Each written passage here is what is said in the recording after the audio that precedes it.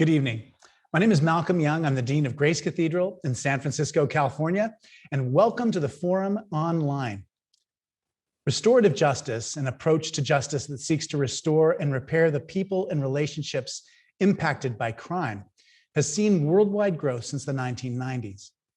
Rather than focusing on punishment, this philosophical approach to justice relies on values such as respect, participation, trust, accountability, and healing. My guest tonight is Deanna Van Buren.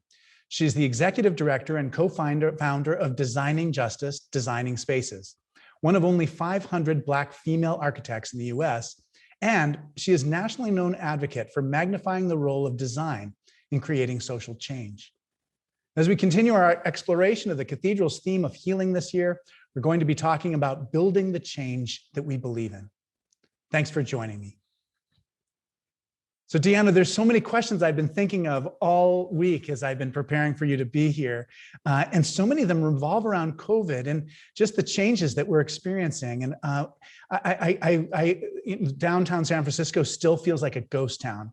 And other cities that I've been to recently are a little bit more lively. But I wonder if you can talk to us a little bit about just what architects are saying some of the changes are going to be in this new world that we experience after COVID. Well, a lot of it, Malcolm, is we don't know. I think there's a lot of questions like what is the role of public space now, right? The space between the buildings. Yes. As being outside is considered safer for many folks, and they feel more comfortable in that context. Now people are going to work from home. Like a lot of places are going to go back to an office. So those office buildings that you see downtown, like what happens to those? Like if folks aren't coming back anymore, some are fully online. Some are like, oh, we're coming in swing shifts. Oh, we don't need that office anymore. We want to have these like little offices, which is a trend I'm hearing now. So we're kind of watching to see what's going to happen with the built environment as we know it. It's going to be changing. Yeah, I mean, I'm glad you raised that because I did think a lot about the glass towers, downtown places. Mm-hmm. But you're so right about just using public spaces in a different way, and even streets. I mean, I think it's revolutionary to start using streets for restaurants, streets for bicycle paths and walking, and it is a huge change. And it's almost I'm kind of waiting for someone to say something about it so we can know a little bit more about what to expect for sure. Wait and watch. I know. It's just, I'm glad you said that. The trustees keep asking me about wanting to have a big plan for the future. And, we have the same thing with churches. We have no clue how many people are going to be in here.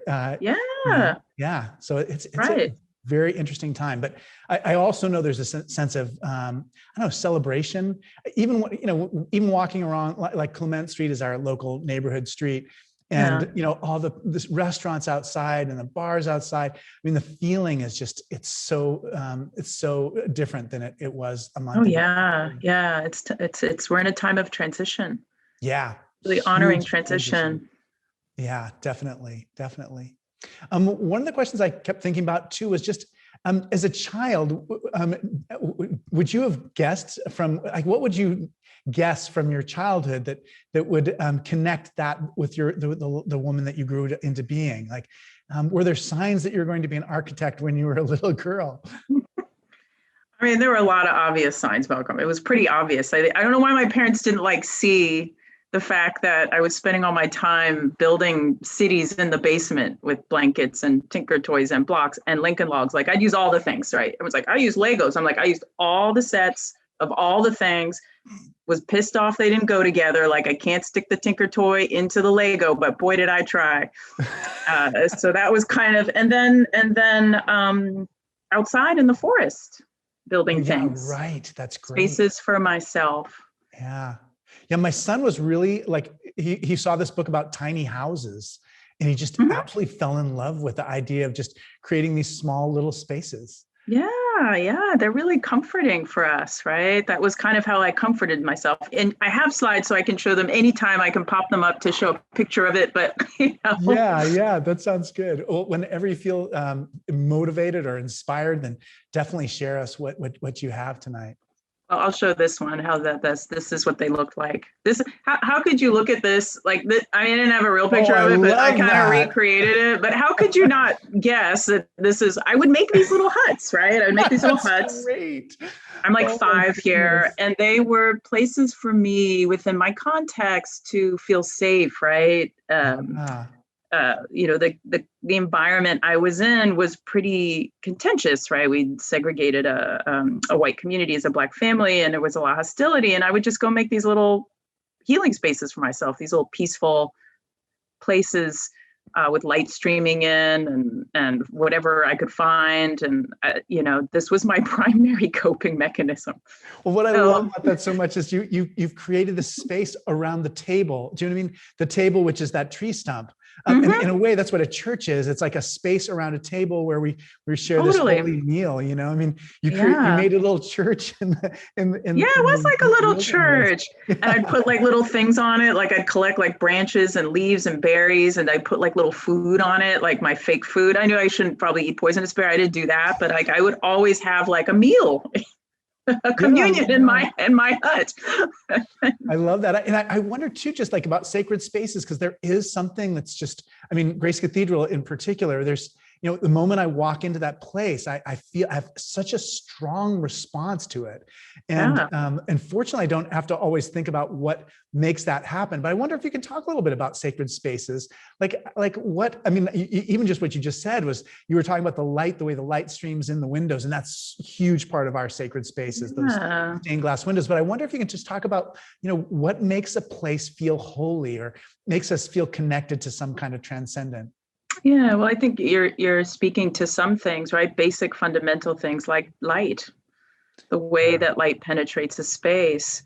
You feel the kind of hierarchy too of a place like that, right? There's a focus point that we're looking at. There's often an elevated ceiling, right? There's a kind of grandiosity to specific kinds of spaces. A space can be spiritual and be very small and tiny, right? It depends on what you're doing there. And I've always believed that whatever your intention is behind the space is what you'll manifest, and that a place, the energy of a place embodies what happens there, right? So if ritual is happening there time and time again, I believe it actually sinks into the walls and the floor and the ceiling and emanates that back at you. Yeah, I completely do. I remember reading Christopher Alexander, the architect from Berkeley, talking about the world, objects having a kind of life in themselves. There's some objects that have less life and some that have more life. And it was such a strange idea when I first encountered it. And it just seems such a theological idea. I studied it like crazy and gave papers at the American Academy of Religion on it. Oh. I kind of wonder what the future of that is, like because it had an effect on how I see the world for sure. Yeah, I bet it did. I think that the something we always try to do is the integration of art into the environment. I think often when you go into sacred spaces, spiritual spaces, that's there, right? It's really embedded in the iconography, no matter what kind of spiritual practice you are doing, whether you're Buddhist or Hindu or Muslim or Christian, any of those, right? Those sort of places have artistic practice embedded in the very walls, right? And the ritual, that's a piece of it. And things, I oftentimes, especially older architecture, stuff was made by hand, not by machine. Right. And so you can feel it. You can feel stuff. They say that our bodies actually do respond to things made by hand and things that are natural, right? So if it's fake, you can tell the difference. Even if it looks a lot like wood, there's something about our bodies that knows and responds to that. Yeah, Beth Israel, the Jewish congregation on California Street, has a stained glass window with like Half Dome from Yosemite in it. And it's absolutely breathtaking when you see it late in the afternoon, which is what it's designed for, Sure. But there's a way in which the place is connected. It's connected to the place where it is. And I think that's an important part of like sacred architecture too. To get that right it's hard. You also mentioned something else about Half Dome being represented, right? Yes. So we know that representations of like real nature, but also just representations of nature calm us down. They soothe our nervous system, right? Our heart rate goes down. Like that's a form of biophilic design. which we like to embed in our work because it's so good for our bodies and our emotional health and wellness. So that's like a brilliant strategy, right? Stained glass window, lights coming in, and it's of a natural thing. So and brilliant. You're so right. I mean, I have such a deep response to that place. I mean, it's a holy place for me. It's not like I'm not in there very often, but I love that biophilic design. That's totally what it is. Yeah. Can you talk about some of just kind of like your inspirations in terms of architects? Like who are the people who came before you, whose work you've admired? Maybe you can even talk about buildings that mean a lot to you, or built spaces that mean a lot to you. I really love architects that use materials in a beautiful way, right, in a sort of magical way. And as a young person, I didn't know any architects. I didn't get exposed to architecture formally until I went to college. And so I also tend to like architects who are, my new thing is I like architects who are activists, right? And are working in indigenous communities too. But in the US, I really love Todd Williams and Billy Chin. For folks who know them, like they really do beautiful, beautiful work. Lots of concrete actually, but in this incredible way, and they integrate materials with all of that. I love Jeannie Gang, who's another great architect in the US, female architect, probably one of those most famous, globally known architects. And she's done, she did that beautiful tower, and I'm not even into towers. She's that beautiful tower in Chicago called Aqua, right? It looks like water, right? So talk about biophilic design. She's like, oh, Chicago doesn't have any mountains or topographic landscapes. So she created a tower to do that. Wow. And so there's some architects that are really just, and some of the things are very subtle. Like I'm not a big form making person like Frank Gehry and those types of folks. Like things that are a little quieter, like Alvar Aalto, who's a Finnish architect who made some very simple but complex, very much connected to nature. So those are some architects. And people always ask me, Malcolm, and I should always just have my list, because later I'll be like, oh my God, I love this one and this one and this one. In the moment, I'm always like, ah. The question, like, why did you get ordained? You'd think it like have an answer to that worked out, right? But every time I'm like, oh man, that's right. I should have spent the time thinking about the answer. That's right. That's right. Do you know of any Hawaiian architects? I mean, off the top of your head? I don't. I've only met one Hawaiian architect who did prisons, and I met him when I would go to the AAJ conference, which is a conference for justice architects, and was always trying to convince him and others not to do that anymore. Really? but he was a really nice guy, though. But yeah, I would love to know more Hawaiian architects, and I've worked with architects from Hawaii in practices here in California. Yeah, but I haven't met many. As you're talking, I was like, oh man, I wonder if I probably know the people in his prisons. Right. Oh my gosh, crazy. Tell us about architecture school and what's that like? Like how long it lasts, and just kind of, I mean, everybody has a sense of this kind of the paper chase for law school, and what medical school is like from with that TV show that takes place in Seattle. Oh yeah. Yeah, that one. That one. But what is architecture like? If anyone who's ever been at a school that has an architecture school will often say, oh yeah, the lights were always on in that building. That's exactly what I would say. And they never came out of that building. Yes. And they were just, it's kind of brutal. It's kind of a brutal, grueling process. I mean, it can last anywhere, if you want a professional degree, from 5 to 7 years. I went to architecture school for 7 years. Wow. And you're just in the studio, right? You have a studio space, and that's your primary. You have studio class, 3 days a week for 4 hours each time. Gosh, that's amazing. And you're working, and you're creating your ideas and your sketches and your models, and then you're presenting them, and you don't sleep. And I remember I didn't sleep for 3 days one time, and I was hallucinating, but I was still doing my model. Like, really? Really? People slice my finger off because you're blood everywhere. Like, that's like a normal occurrence in architecture school. So if you want to go, I always tell young people, if you want to go to architecture school, really got to want to do it. Yeah, definitely. I wonder if you can talk about just like your impressions of, maybe your colleagues, your classmates, your teachers, ways that you change, not just as a result of just making it through this arduous ordeal, but also just, kind of what kind of things you learned. I think, I learned to think conceptually let me describe that, right? I learned about how to take an idea, right? An amorphous idea, or like a philosophy like restorative justice, for example. Yeah. And then what do we create from that philosophy or that idea or a simple concept about movement, right? You might start with an idea about movement. Oh, how does my building facilitate and communicate movement?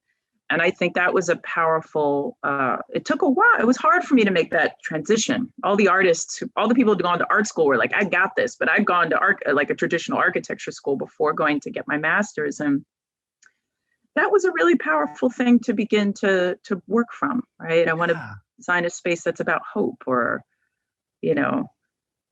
immigration, people transiting, people coming together from different backgrounds in an environment. What would that be like? So, and I learned how to design in architecture school, right? They don't teach you much more than that. You got to learn on your own once you get out, and how to represent visual. I was even thinking wondering if architects are having conversations about just like social distancing, because you may have been building these places to bring us together, and then all of a sudden, that's when I saw buildings kind of breaking down, I guess, if you will. They're not designed to have people. Yeah, that's a good way to describe it. They weren't designed for a pandemic. Yeah, exactly. They just weren't. And I have cautioned folks, even my team, like, don't let the future of design be about a pandemic. Like, don't let this moment in time be reflective of this, right? Yeah. We have climate change going on. So we have a lot of other things we have to include and integrate. Not that we don't respond at all, right? One thing we might get out of this is like, we're just going to have better air systems in buildings, right? That circulate the air more quickly, that have more operable windows or things like that. Those are great things to think about. But designing for social distancing, that's so depressing. It's not our future. The last pandemic here was 100 years ago. We were designed for that. I don't know. I just we have to be careful about how intensely we embed that, because when we build stuff, I always say we build what we believe. Yeah. And that when we build it, it anchors and foments the thing that you believe. Yes. So if you're terrified and it's all about separation and you build that, it locks you in. And architecture lasts a long time. So I would say, let's design for flexibility. Let's think about it like that. I think a lot of the kind of anti-terrorism like mechanisms around buildings in New York City, for instance, there is a kind of fear that's built into them. And you're definitely right. You believe it, we build it. Yeah, it's just a fact. It's so true. And it's so funny because Elaine Scarry wrote this book called The Body in Pain, which I don't recommend very many books, but I do recommend it. But it's like she said there's two kind of parts of torture. One is you make things up and then you make it real. That's right. And that's what we do when we build buildings. We you're right. We solidify these faiths in a way. Yeah, that's right. There's a professor at Princeton Dr. Benjamin Ruha, and she says we have to acknowledge that the built environment is designed by others. Like, we're living in someone else's imagination. Yes. Right? We're not living in our imaginations, right? We didn't design this world around us. Right. So what as we start to grow and change and shift, a sort of a radical reimagining is required for us to begin to rethink this world around us. And if we believe in equity, right? If we believe in social justice, what does that environment look like? Because our built environment wasn't designed for that. Yeah, that was one of my biggest questions, because there's often times where I think I feel a sense of gratitude for the people who came before us. I mean, like the people who thought up Golden Gate Park, for instance, and made that a reality and stopped the development of the Marin Headlands or what have you. Yeah, we've done some good things. I like how you're talking about open spaces, Malcolm. You haven't named any, like the people that stopped the building from happening and made sure we had nature there, which is super important. Yeah, I mean, when you were talking, I mean, in the things I read to prepare for meeting you, I read about just, like those freeway projects that would just cut cities in half, so, and so you have like the Big Dig in Boston, which is kind of removing that. And then you have like all the freeway structures in Oakland, in San Francisco that have been removed. So even that was just, it was a terrible mistake to make those scars on our cities. But then they thought of ways of kind of reopening them again. And so like my experience of San Francisco is just very different than my children's were, because they just don't even know about these raised freeways that were. I don't either. I didn't live here then, and people talk about them and I just can't imagine it. I can't imagine those places with a freeway over top of it. Yeah, no, completely. Yeah, one of the things I completely wanted to ask you about too is like, so Julia Morgan, we're always seem to be around Julia Morgan buildings, but in other than her, I mean, it is the built environment that we have is a white male constructive environment. And you're right, it wasn't constructed for equity or justice, or there are a lot of other aspects too that are limitations of that. And I wonder if you could just talk about what it means to be in a world that was constructed under those circumstances, and then what the future will look like that'll be different, because we will have Hawaiian architects and African-American architects and transgendered architects, et cetera. I hope so. I really hope so. I'm very excited about that future. I mean, I think that, and I would say like white privileged males were the ones who were completely, who could building go to Paris and take classes. Oh yeah. Or work for free because their daddy has lots of money. Like that was still going on when I was at the school. Yeah. And so I think, you see a lot of examples of that, or in both the highways, but like that sort of tower in the park idea that you saw, those towers that happened like Cabrini Green in Chicago, and a lot of the tower infrastructure in New York, where Black and brown folks were just housed in there. Those are terrible environments for families, terrible environments. Horrible. And that was a vision from a privileged white male who thought, I'm brilliant. I have an idea. We're going to make these towers and they'll be around the parks. Never involved anybody in thinking through that, didn't care, so we see a lot of disinvestment in Black and brown communities. They're next to the toxic land use. Yeah. Right. They always put that stuff there. Right. Completely. So people's bodies are being harmed. Right. The environment then is toxic and not healthy. Those freeways cut out their main street, their high street, their economic centers. They cut out the whole core. And then prisons and jails are such great examples of what we built instead. Justice corps, right? You guys have been down like where the courthouse is and the bail bondsman and the jail is there. Like we build this stuff really, really intentionally. And so, right now when I work with folks, I'm like, okay, we have a lot to unbuild. But at the same time, we have to reimagine the new thing. Like what's this new paradigm, these new places that we're creating together? And I love that. I love doing that with communities. I love to help them understand you have an imagination. You get this. This is innate.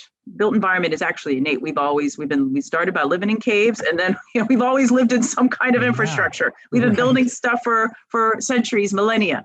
So we know, right? Most people in the world build their own homes, all of those things. So we really try to imagine like, what would a world where restorative justice was the primary way of addressing harm in our communities? What would that look like? I can show some examples. I would love to see that. I can give some slides. Yeah. So this is just the process, right? This is when you say, Malcolm, like, what would the world look like, right? It begins with a process, right? It begins with engaging folks who've never had a stake, right? Never had a voice in what that might look like and feel like. This is just me working with someone who's a currently incarcerated group of folks. We did these design studios with them. And I was like, imagine what kind of space you would need to face the harm that you had done, or the worst harm you'd done to had been done to you, right? And they were coming up with incredible spaces, right? Centers for health and wellness, right? Instead of that, museums about restorative justice called A New World. I mean, it was amazing. And they were healing in the process, right? People were starting to cry and access trauma and heal through just the reimagining of what is a space? What if we made spaces of forgiveness instead of spaces for punishment? Yeah. And so I'll skip to the actual some of the projects, but restorative justice is a huge inspiration. And like, what does a center for peacemaking look like? Right, where we would come to actually engage. And it turns out it kind of looks like your home, right? Like a space that you can be together. Yeah, just like we were saying earlier, and prisons are really built on the principle of fear. I mean, it's fear everywhere. It's just like you walk in the door and it's just like, it's tangible in the air. And it's really, So like we starting, when you start to look at what kind of environments people actually want to be in, they're deeply integrated with nature, right? They tend to feel like you're at home. Everyone wants to feel like, every time I do this work with folks, they're like, yeah, can we just make it cozy with some comfortable couches and some fuzzy carpets and some nice lighting, right? Like, how can we do that,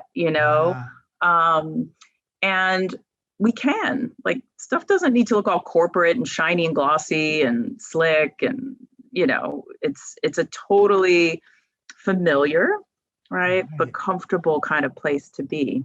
Yeah, in a way, and we went through a period of just making architecture look like a machine. Because it's made by machines make it. The Industrial Revolution really took us out of the craft of making buildings, at least in this country and in the West, right? We look at other places, parts of the world, in India and Indonesia or Asia, where people still make stuff by hand because the cost of labor is low, right? So it has other ramifications. But here we make them from machines. So you can tell when you look around how machine made the aesthetic is. And how do we combat that?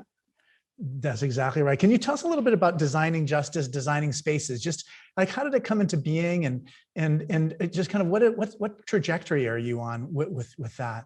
Yeah, I had started a firm about 10 years ago, almost to the day. Wow. I started a small firm called Form Design Studio. And I was like, I'm going to make spaces for restorative justice, right? That's what I'm doing. And I didn't have no money. And people thought I was crazy. Maybe I was a little bit. And through that process, right, it was actually the Syracuse Peacemaking Center, the image I just showed, that I realized as I was engaging the community, like, oh my God, we got to make these places. It was going well. We had this beautiful vision. There was no money. Like, how are we going to pay for this place? And I realized in that moment that we needed to have a firm that did both the beautiful visuals and the aesthetics and the architecture, but also the real estate and finance. So designing justice, designing spaces expanded both what we did, but also like, wow, restorative justice is not enough. We actually have to look at this entire system of mass incarceration and end it, and build the infrastructure to end the whole system altogether. And we decided we would do that by building these prototypes. And that's been about 5 years now that we've been doing that work. Can you show us any images about the prototypes? Do you have any of those in your? I do. I sure do. Restore Oakland is one. Oh, great. So now it's coming up. Can you see it? Restore Oakland is one.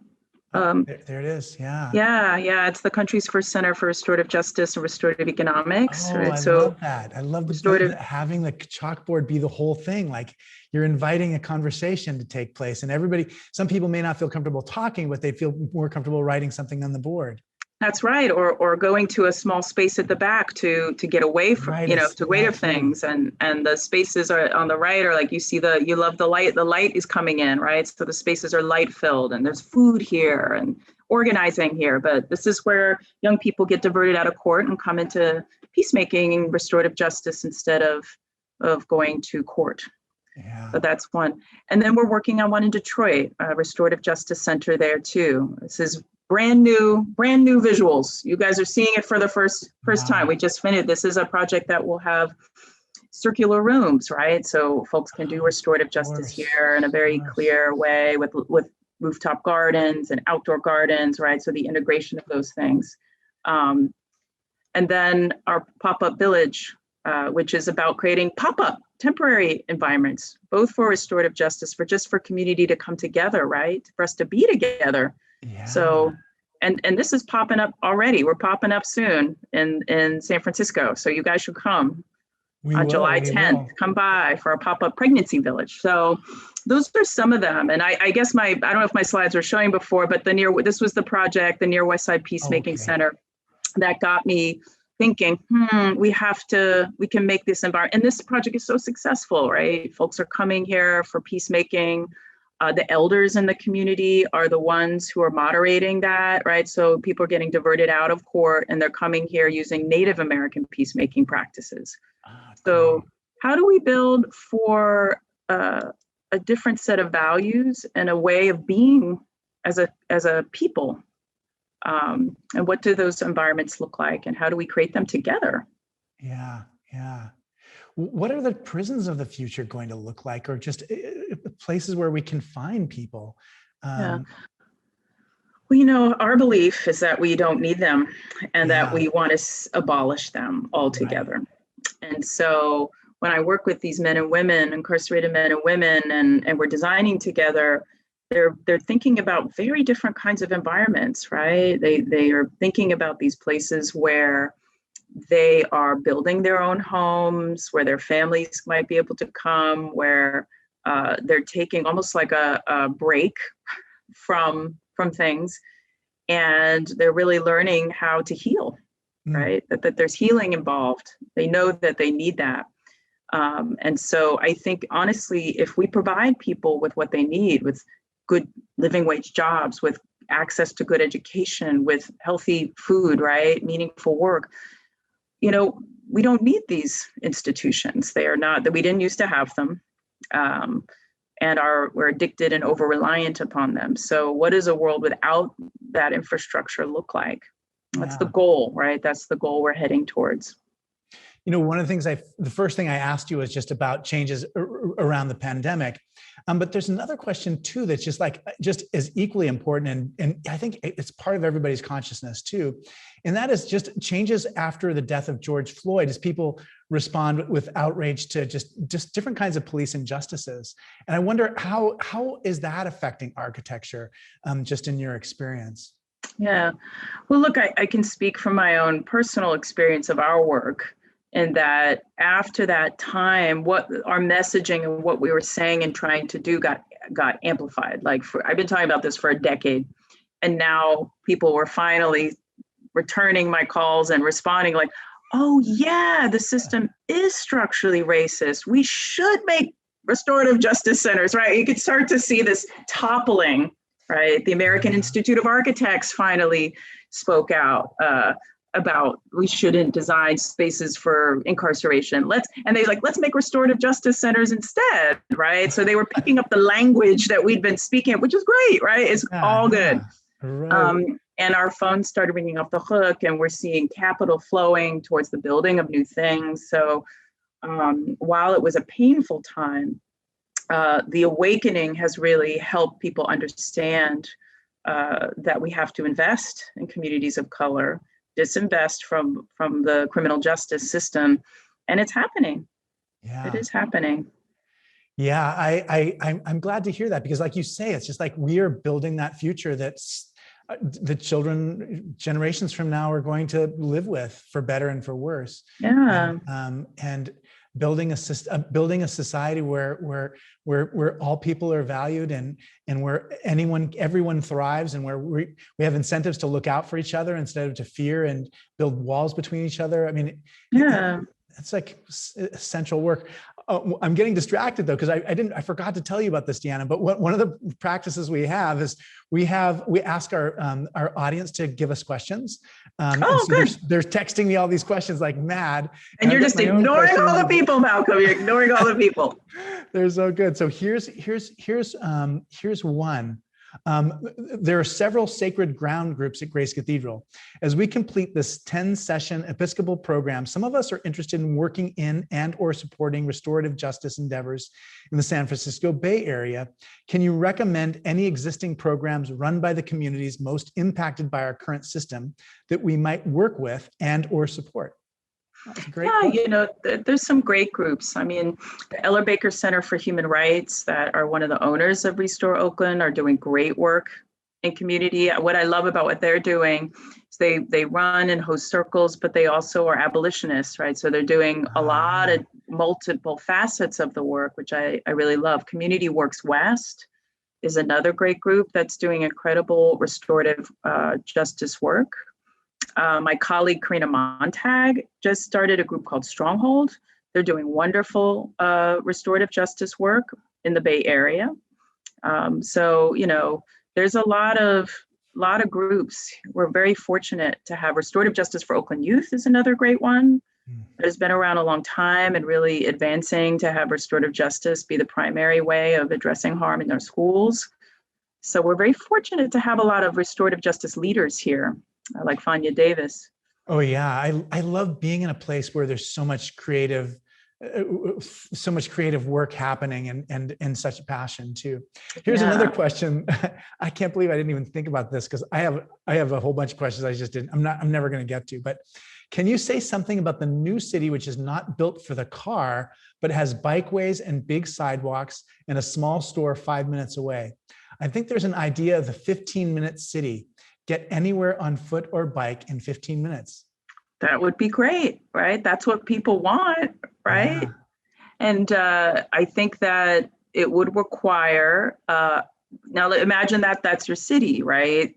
That would mean you'd have to have the jobs local to you, right? You'd have to be able to walk to your job, right? The schools would have to be local, your food, for folks living there. And if it's 15 minutes, right? Do you have these little 15-minute clusters, right? Or these little sections and clusters that you can get to? What if you want to go to a cluster that your friend lives over in the other 15-minute cluster that's like on the other side? Like, how do you get there, right? You could ride your bike, do we have public infrastructure that supports that, right? Instead of getting in your car, I would love to see more investment in that than freeways and things like that. So we have to begin to think about, I love that concept because it's really about hyper-local access to resources. And every single community we talk to, that's what they want. Yeah. It's funny because they want to walk 15 minutes. The city ideal, and I feel like we've been on a trajectory toward that 15-minute city. One of my favorite books that I ever read in my life was Crabgrass Frontier, about how suburbs were invented. I mean, in part they totally were racial segregation, made up and sold. Like I'm glad you read that. If anyone ever sees the ads for suburbia, they're hilarious. They're also frightening and painful to see because it was sold. It was sold, marketed. We're in the process of desuburbanization. And I think a lot of people think that COVID gave a big shot in the arm to suburbs, but I think we're going to return to those values of the city too. Okay. So I didn't mean to go ahead to interrupt. Oh no, I was just saying that, the interesting thing about the suburbs is that folks are moving back into cities. And guess who's getting pushed out to the suburbs? Yeah, right. That's exactly version of the thing. It's pretty. Yeah, you're totally right. I mean, basically, what it is it's kind of like an evil, crabgrass country. To live there, and it's like it was a bad idea to begin with. Completely. So you're right. So Vallejo and Richmond and. Yeah, so you hollow out all the communities of color in the center of San Francisco, and where does everybody move? Them out. Yeah, exactly. You push them out. Yeah. Fairfield, that far away. Yeah, that's a really good point. That and breaks my heart to think too. I mean, it's one thing to commute into a big city, if you're the CEO of the company, but man, your fancy car and all that stuff. Yeah. To be like a nurse or a custodian and to just be barely holding on, and it's a terrible thing. Yeah. Here's another question. This is good too, because this person did their homework. I've read your wonderful work in learning spaces such as mobile classrooms. What architectural considerations do you believe designers of schools should have? Yeah. The type of school that you're thinking about, right? The kind of learning that happens there is equally as important as what you design. So one question I often ask is like, well, what kind of pedagogical technique are we using? The School on Wheels was about one-on-one instruction, right? Restorative justice was part of that curriculum. It was specifically designed for independent learners who were formerly incarcerated, who were coming home. So the design had to allow for one-on-one learning, had to allow for restorative justice circles and reading circles to happen there. And so I always question the paradigm of the teacher at the front and the desks all lined up. Like, what is that pedagogical paradigm? What if it's project-based learning? Like, why don't we design for that? We know there's definitely evidence-based design research, and like, we know there needs to be daylight because it improves short-term memory and keeps you alert, right? Those kinds of things. That there's, deep integration with outside, right? With nature. You could have classrooms, you could have classes outside, all of that, right? And what's the integration between a school and a community, right? So how do you design so the community might be able to use the school in the summertime or at night?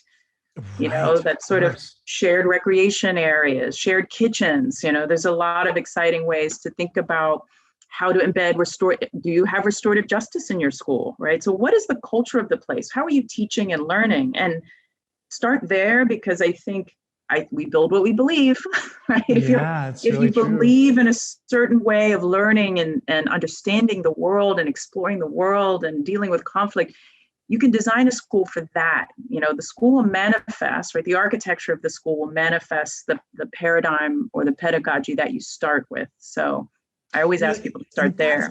That's completely my experience. I mean, based on the schools that I know really well right now, they're completely different than the schools that I grew up in. And for all those things, I mean, there's a way in which we are making progress, I think, architecturally, in terms, like you said at the beginning, you said people know like what's good for them in terms of architecture. It's just like, how do you design processes to include their vision and how we make things? Yeah, absolutely. Young people, if you're designing a school, the students and teachers should be part of that design process. And I think a lot of architects do that, but you got to do it deeply. You got to really deeply.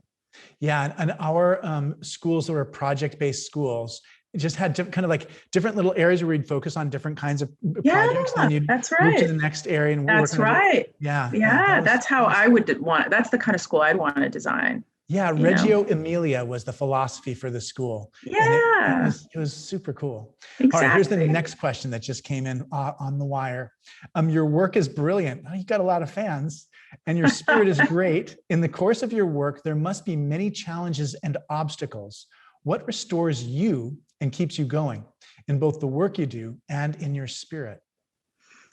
Thank you for asking that question. That's one of my favorites. I think that all of this work is a thing, but, I think that I spend a lot of time meditating. I have a good meditation practice. Yeah, me too. And I do a lot of, retreat work, really doing my internal work, keeping myself resourced by being in nature. I love to hike. I love to camp. I love to be out in the world. I love to dance.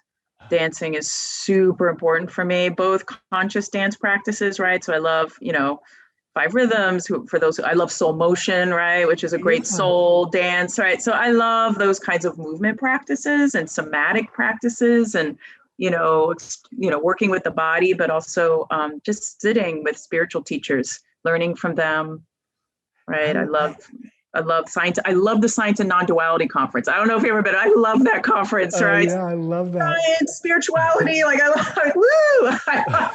All that stuff. Yeah, Zygon magazine. Oh yeah, I love that stuff. And it's funny once you say you're a dancer, I'm like, oh, I get it. Do you know what I mean? There's something that it's part of.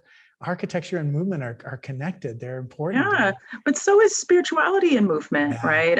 Can you think of a time or people who didn't use and don't maybe still do use dance as part of a sacred ritual, right? A sacred thing. So it's one of the biggest problems with Christianity as I practice it. It's almost like we're just like these walking brains.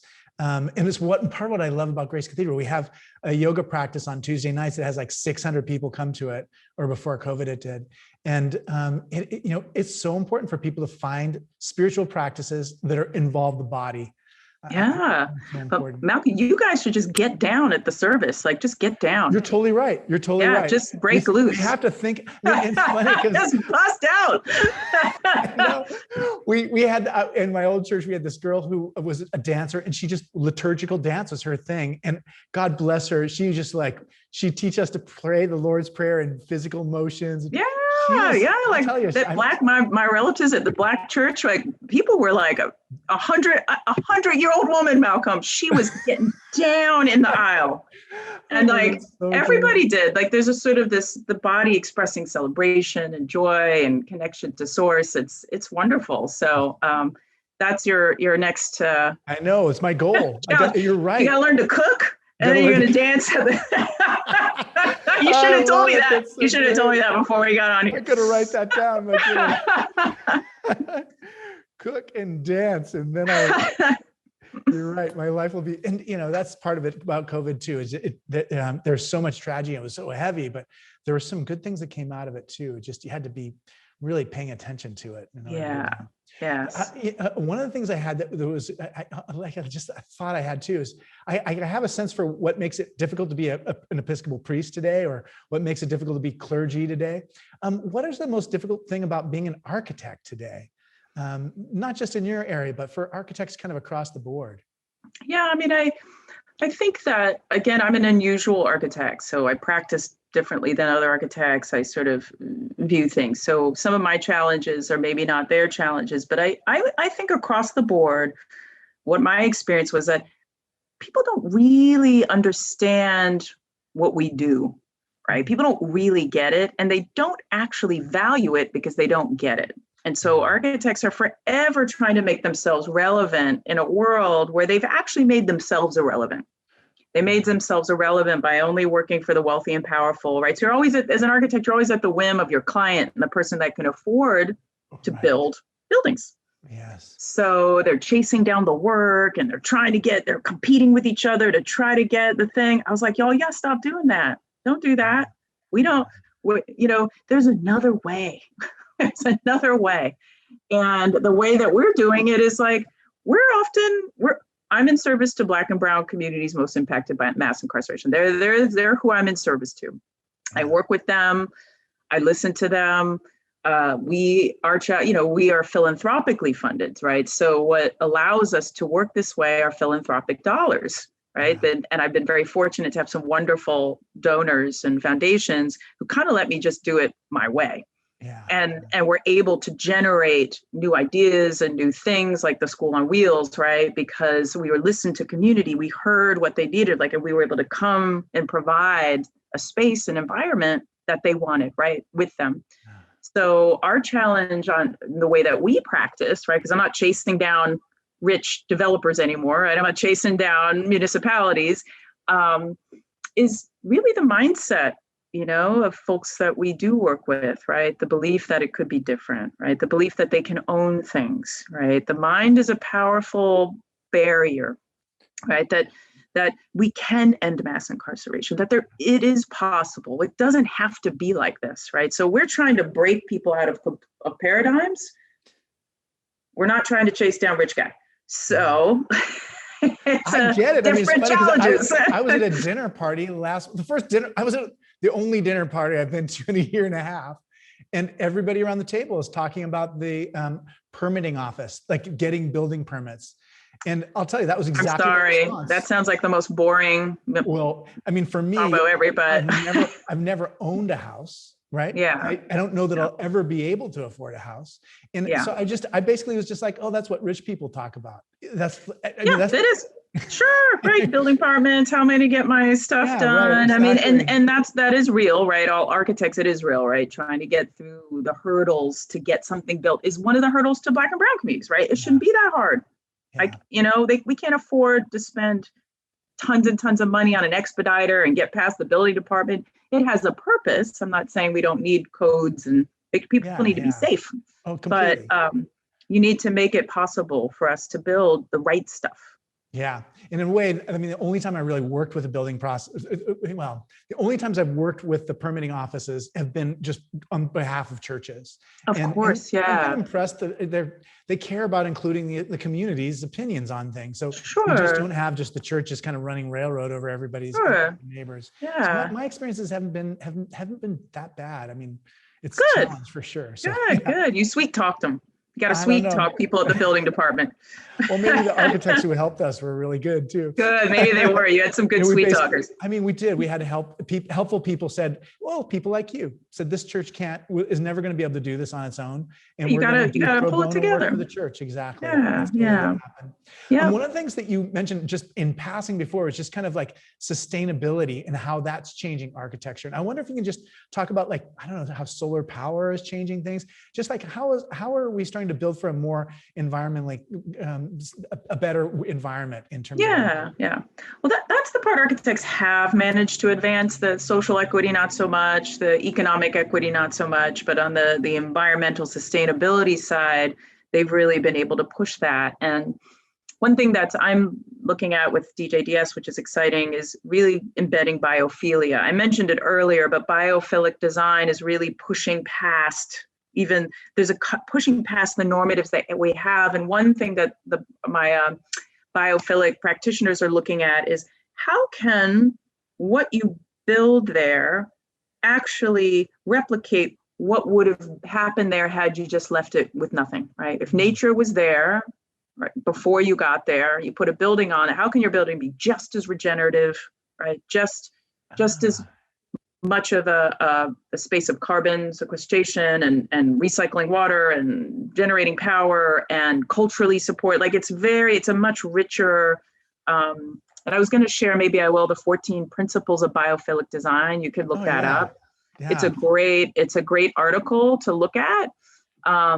Very clear, very well put together, that really talks about all of the things we talked about too, about marrying and mimicking nature, right? Mother Nature is brilliant, does what it does. We just need to learn from it.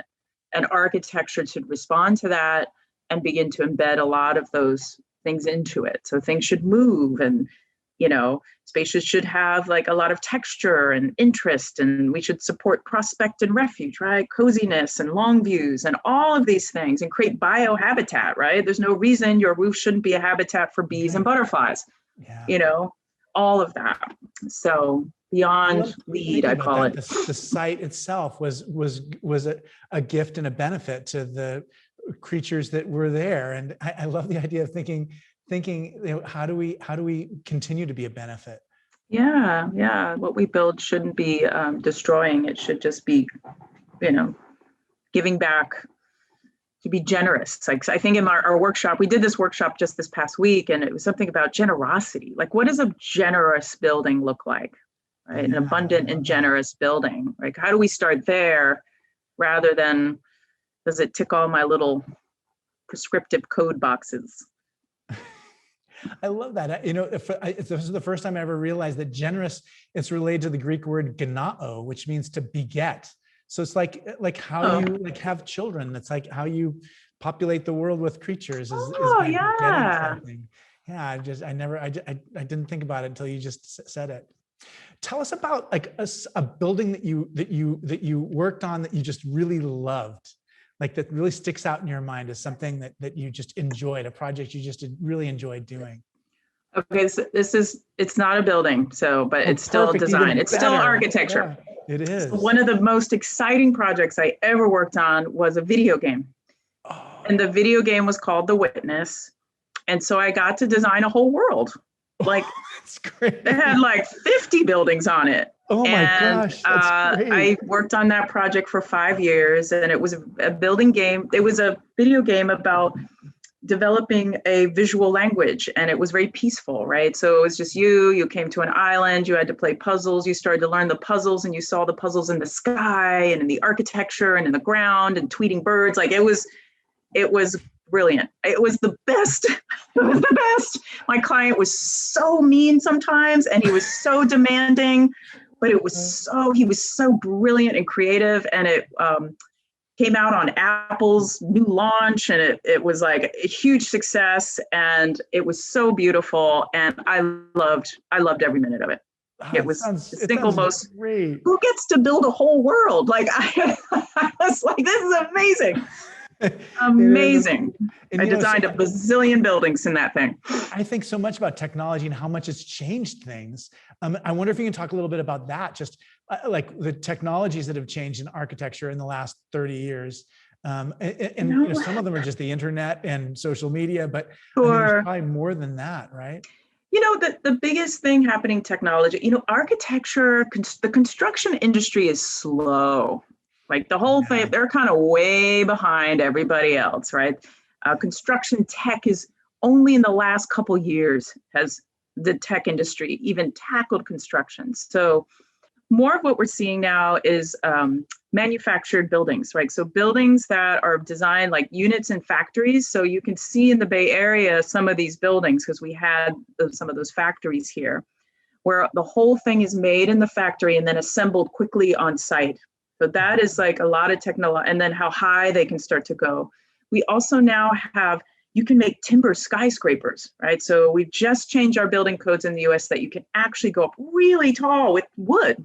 And that's a big technology piece that I'm excited about, because they're beautiful, right? You walk into these spaces and it's all wood, everywhere, and that's just exposed wood.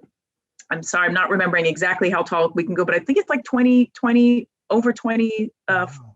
floors, right? 20 stories with wood. So those are two things that I'm excited about. I'm actually excited about both, because I think anything we can do to get affordable, good housing. Yeah. To happen, that's one of the things I wanted to ask you about too, is just like the materials, building materials and techniques too, changing and maybe democratizing the experience of architecture for people. Yeah. Well, I also, can I just say, I remembered another architect I love, Anna Herringer.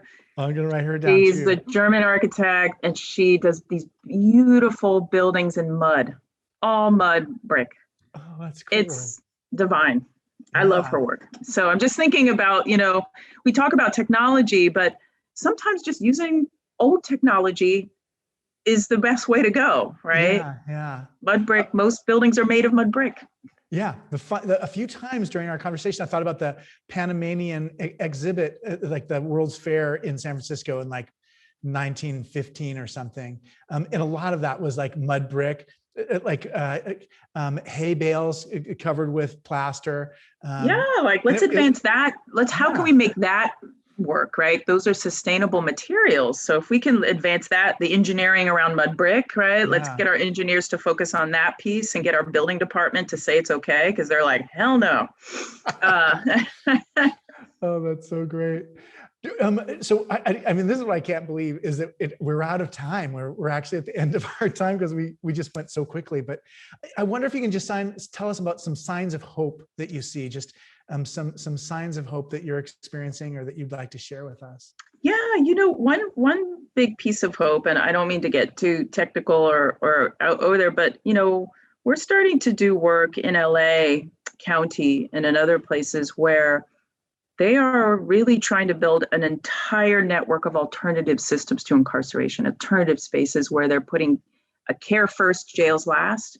So what does a distributed network of holistic care environments look like? What are restorative care villages? What would it look like if we actually cared for our people rather than incarcerated them? And they're doing it, right? They have a plan to do it. If you ever want to look at it, the Care First, Jails Last initiative, the county supervisors approved that plan and to implement it right before COVID. Like I literally flew down there and I spoke in front of them. I was like, this is my dream, right? That you're doing it. You're doing it. Yeah. And we're starting to see jails closing down all over the country as organizers push to fight.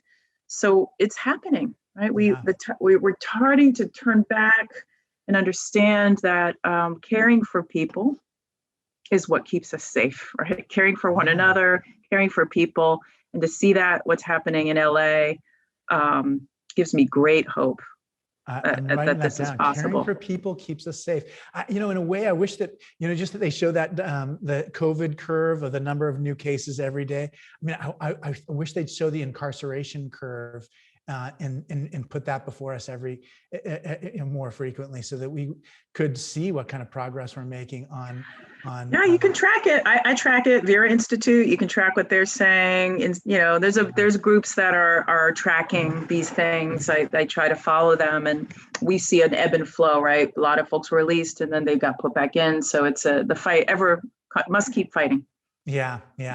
Well, Deanna, what a pleasure and a blessing it is to be able to spend this time together. And thank you so much, not just for being on our program, but also for the work that you're doing. I feel like it's so essential for us to be working on thinking about how the design environment affects how we treat one another and how we care for each other. And I especially think that the prison system is absolutely broken.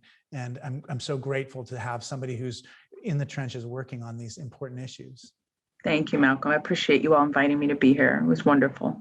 Yeah. And to everybody else, this is the final forum of the spring season. So please look for announcements about our fall season, which will start in September. We rely on your support for the forum. Gifts of any size make a difference. You can give at gracecathedral.org or by texting THINK, THINK, to 76278. And again, thanks so much, Deanna Van Buren, and look forward to seeing you next time. Thanks for your work. Bye, everybody. Good night, everybody. Good night.